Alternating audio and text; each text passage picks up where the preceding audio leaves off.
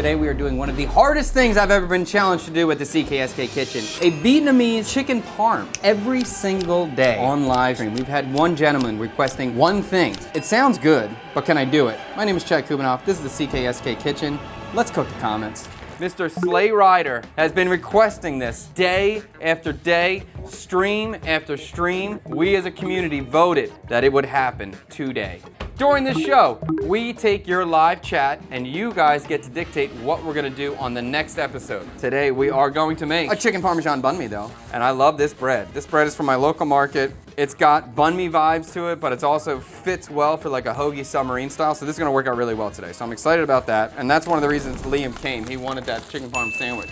I like chicken parmesan. He likes chicken parmesan. So we're gonna start with the tomato sauce. Vietnamese cuisine has some tomato sauce dishes, but they tend to be lighter. I wanna peel them first. I don't wanna have any skin, so I'm gonna do a basic. This is just a tomato concassé. That's the name for this, some fancy name. It don't really matter. It just means peeled tomatoes. So I'm just gonna put a little X on the bottom of the tomato, and this is gonna help loosen the skin when I do that. I'm not trying to cut deep, I'm just trying to make an incision in the skin.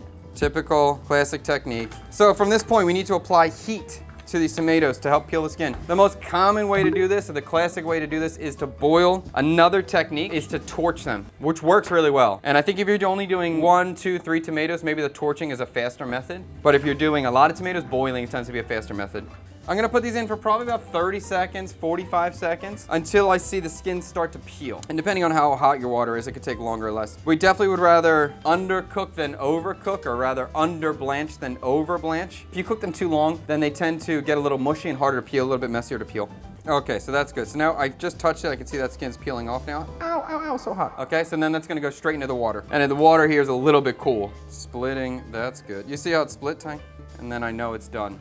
Okay, we're all good on the tomatoes. So the skin should be, look at that, look at that. Look at how easy. Just a little bit of heat, but this is a very easy method. I could peel a lot of tomatoes like this quickly. I'm cutting them in half. Squeeze them and try to remove some of the seeds. I want them to be messy. Like, I don't care about that. I'm gonna keep the juice, that's why I got a strainer here. I see people using canned tomato. Is that any different? Yes, if I was making an Italian chicken parmesan, I would use canned tomatoes. The canned tomatoes are gonna give you a darker, more like stewed down, sort of deep flavor, where the fresh tomatoes are gonna be brighter and more acidic, which for me is Viet. When I want Viet, I'm thinking bright and acidic. I do wanna have the tomatoes pretty smooth because we're doing the parm situation. Cut all of the other aromatics for the tomato sauce now. I'm reusing a lot of scraps, I guess I have lying around to make this. So I have a half onion, so I'm gonna use that. We're gonna do some ginger, shallot, and garlic. Flavor, bro. Garlic's like the best thing ever, and we're making Italian food and Viet food. So we're definitely gonna use garlic, just a little bit. Pork fat's in the pan. Let's get this garlic in the pork fat. Ginger, and it smells fragrant. You smell it? Immediately, right? Garlic's toasty, removing it from the heat. Onions going in immediately. If you're cooking and all of a sudden you start, like it's too hot or you're freaking out that it's gonna get burnt, just remove it off the heat immediately. I wasn't in a state of panic in any way, but I was concerned about the garlic burning, so just take it off the heat. Give yourself some time to breathe and think about, hey, what do I need to do next? Okay, now I can put this back on the heat, and we're just gonna season with salt. Pinch of MSG, some sugar. We're gonna add some black pepper on there as well. Tomatoes going in, and we have the tomato juice that's going in as well. All right, I got a lid on the pot. We're gonna stew the tomatoes, probably 20 minutes. Is that a cyber to the daddy? That's a daddy to the cyber over here right now. Coming in for his chicken parmesanis. Slay Rider MC. Damn, what do I request now? Slay Rider, you gotta come up with another banger and put it in the chat every single day until you get it. I think Vietnamese chicken parm sounds good from a distance, but when you think about it, it's kind of hard to tackle. Well, like how do you make a chicken parm, make it feel Viet, but make it still be a parm? That's, for me, difficult, because I'm gonna add some lemongrass to the tomato sauce too. Let's look at the chicken.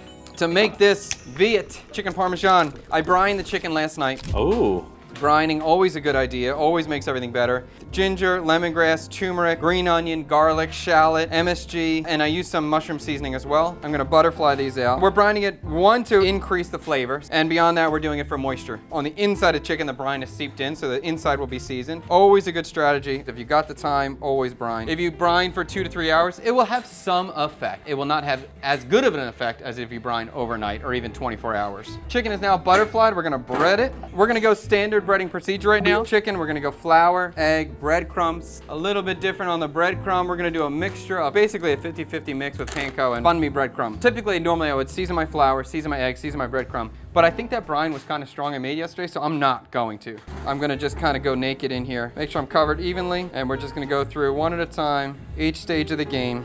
Then we're gonna be frying. We're close at this moment. Check that tomato sauce, re-season it. Tomato sauce is cooking down, still very bright. Part of the idea of making this like a really Vietnamese dish was to use a lot of herbs. I wanna make a big herb salad. I don't wanna make a mistake I made before where it wasn't herby enough. Besides for the herbs, we're also gonna add some very thinly sliced onion into this herb salad. So I'm putting the onions in the ice water to crisp them up while we pick our herbs for the herb salad. This is kind of cool in Vietnam. You can buy every individual herb, and then they also just sell like pre-mixed herb packs. This has 4 to 5 herbs inside of it, and this is about $1 for this quantity. So I have some Thai basil, I have some purple perilla, some spearmint, and we're just gonna go all the way. We're going everything. Just by layering this up and seasoning it with this fish sauce, this is gonna be the thing that takes it over the top as being Viet. Decent amount of herbs going on. The top of the green onion I threw into my herb salad, and which is quite herby. I'm gonna start making a dressing. I wanna make this a little bit acidic. I'm gonna use all my fish sauce. I said this is the least amount of fish sauce I've ever had in my house. Some sugar, good amount of the fried shallot in here. I want a little bit of fat in this vinaigrette. I think the shallot's gonna give it a flavor bomb. I think the shallot is gonna bring a little bit more of that Vietnam flair to it. My biggest concern right now is making this taste Viet. I did want to try adding a touch, just a tiny bit of shrimp paste into the dressing. I'm talking tiny amounts. But the thought was just trying to replicate a little bit of that MSG funk you would get from Parmesan cheese. I don't want this to taste like shrimp paste. That's not my intention. I don't want you to eat it and think, oh, shrimp paste. I want this to be background, subtle, a little bit of MSG, a little bit of complexity. It's kind of cool how the shallots are like breaking down and melted, and they're kind of thickening this dressing. Look at this. This is a little bit strong in flavor with the fish sauce, but I'm gonna leave it like that because it's the only fish sauce element. I'd like you to feel it. I have a little bit of chili jam. It's just kind of sweet.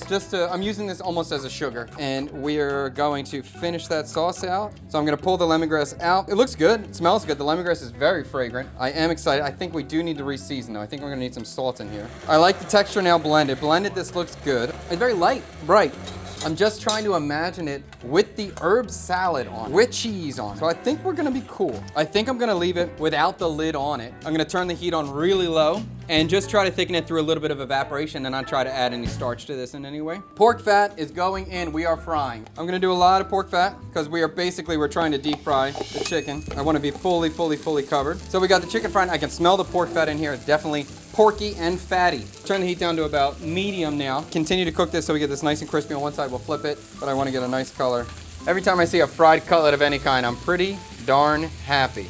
Happy and excited. And I'm just flipping these pretty often. My pan's pretty hot now, so I do not want to burn these things. Okay, I'm gonna start pulling these out now.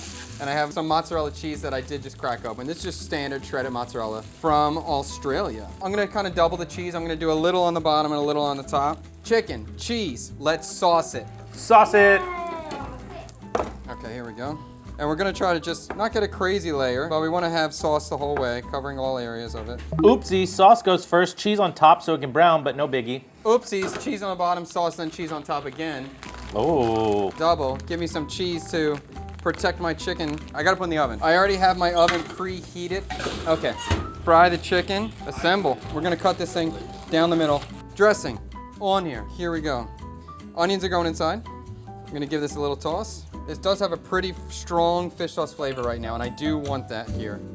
So I do think we're gonna have a good sandwich. I just don't know if this is gonna be a Viet chicken parm. That is a question. That's what makes these challenges or days, these cooking the comment days hard is I'm pretty confident I can make pretty good food every day, but can I hit the mark every day? That's the challenge. This would pass for a chicken parm pretty much everywhere. I'm not gonna toast the bread. It already is crunchy on the outside there. The chicken's nice and tender. Oh, I forgot this chicken's brine too. It's probably gonna have pretty good flavor here, and this is really gonna wake this thing up. When you bite this, there ain't no way you're not gonna taste these herbs. So we're just doing a little bit of candy chill here, a little bit of sweetness, just a little bit of heat. Nothing crazy on here. I present to you the Vietnamese chicken parm bánh mi. Let me get this to this young man over there. We might watch Fred take a bite, and then we're gonna turn the camera away so he can just inhale. And then we're gonna make another one. Huh. We got a huh. Huh's an interesting way to start the bite. Right away, that herb salad comes through real strong. So you go, oh, there is Vietnamese flavors here. Chicken's good. Yeah, this is not a bad sandwich. Not a bad sandwich, we're saying. Here you go. Let's see if this is gonna be fire or not. All right, now I'm excited to eat the freaking thing. I'm excited. I want to eat this. Okay, Freddie, let's see it. 6'5". Woo! And I hope I'm not being influenced, because I saw some chatters before put up the 6.5. I think it's just naturally really hard to make a Viet chicken parm sandwich. Chicken parm is such a strong thing on its own. I would bet that chef's gonna make the best Viet chicken parm sandwich in the world, but it might just only be a 6.5. To me, it just might be a fusion that doesn't work, in my opinion. So that's where I'm at. Liam? 7. 7 from Liam. What do you think, Liam? Got any words? I think the chicken crust needs to be a little more crispy. The banh mi, I think it needed to be a little toasted. Trey, what do you think? 8. It's pretty good though. I like it.